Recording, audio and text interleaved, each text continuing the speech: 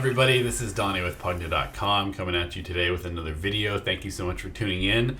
And I just want to let you know that I'm going to be going on a little bit of a vacation, so this will be the last video for the next week or so. But I'm really excited about this video because it's going to be promoting this new partnership that we just started up with this awesome custom game developer named Combine.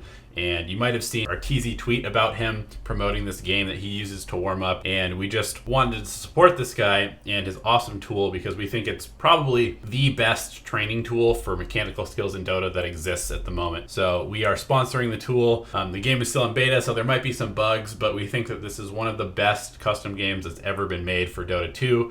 And we think it can really help you develop all sorts of different skills. So please go check it out. Subscribe to the game, upvote it in the workshop. I'll put a link to the game below. And anybody who donates to support Combine and help development of the game will also get 1 free month of Pvgna Pro, which is a $7.99 US value. So any amount of donation will get you a free month of Pvgna Pro when you use the referral code that is in the game itself. So let's get into the video, which will help us learn to hit arrows consistently with Pvgna.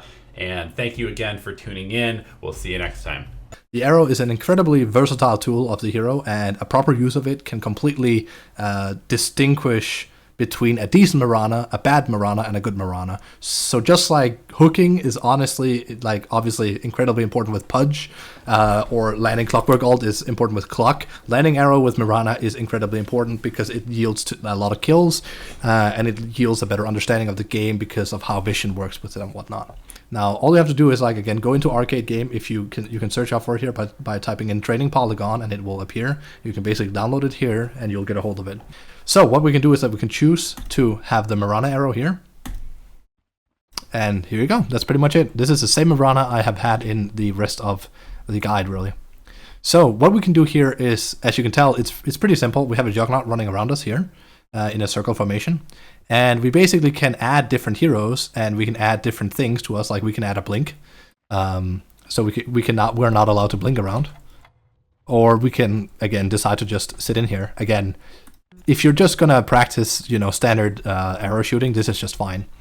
So basically, we have different settings over here. We can add trees, so we don't know where Juggernaut is, for an example, which is pretty cool. We can add even more trees, even more, and basically we will barely know where he is now. So that makes hitting him a lot harder.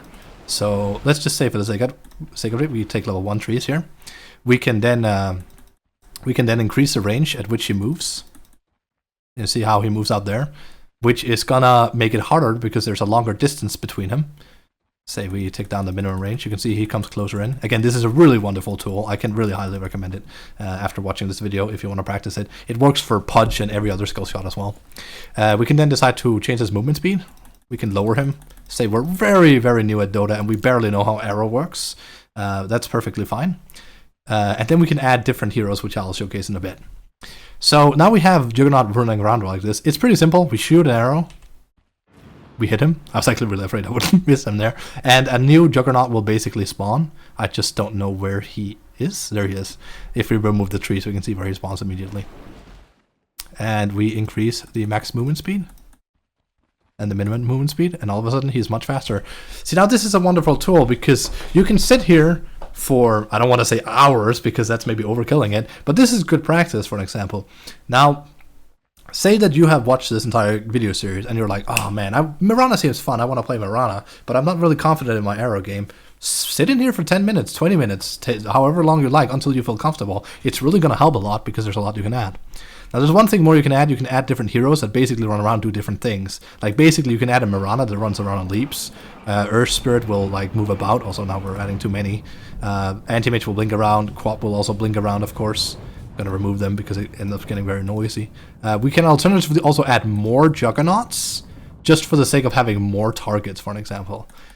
But just like this, it's actually very, very simple. You can just sit here and you're basically allowed to sit and practice hitting moving targets like this. It's a very, very cool tool. Now if we move in here and we use OD instead, which takes a little bit longer, one thing we can add is actually status resistance. This is important because you can actually simulate what happens when a strength hero gets more status resistance, because we will basically have a lot less time to play around. So, for an example, against someone like a Tiny, this could be really, really important to basically practice. That's a perfect arrow right there. So, the way you basically land a perfect arrow is actually pretty simple when you like get the gist of it. The arrow basically just have to be within the same hitbox as Tiny, like right as he emerges from Banish. Like, that was right too late, for an example. I'm going to throw a too late arrow again. See, like this one is slightly too late, but you want to do it slightly before. So we're going to do it there. And that's pretty perfect, because right as he comes out of it, he connects. And now we're going to do one that's too late. That's going to be there. That was technically... It was good, but it wasn't perfect. It was good enough so that Morphling couldn't get out of it, for an example. But I'm going to do one that's like bad. Let me showcase. There. See, like that one is 0-3, which works on most heroes, but Morphling would have gotten out of that. So what you basically want to try to achieve is that you want to achieve the perfect arrow that basically connects perfectly at every time. So it doesn't really matter if it's perfect or 0-0-3, as long as it actually lands to the point where no one can actually consistently blink out of it. And again, you can... Again, that was also perfect. Again, you can like make this harder by like moving even further away, and it becomes a lot tougher because you now have to gauge the distance a lot sooner. That's perfect. Again, you can do a lot of kind of practice here, and you can get a lot better because you can make a lot of adjustments to your game this way. I can really recommend this tool. It's so freaking good. Again, arrow is not the only thing that you can time with this. You can time at different things. Again, furthermore, why I recommend this tool is not only because you can practice arrow with it, like I just said, but because it really will up your game and your understanding just in general once you're done with it. Like, being able to perfectly land on someone respawning with an Aegis or, say, a Wraith King, that shit wins you games. Like, it really does.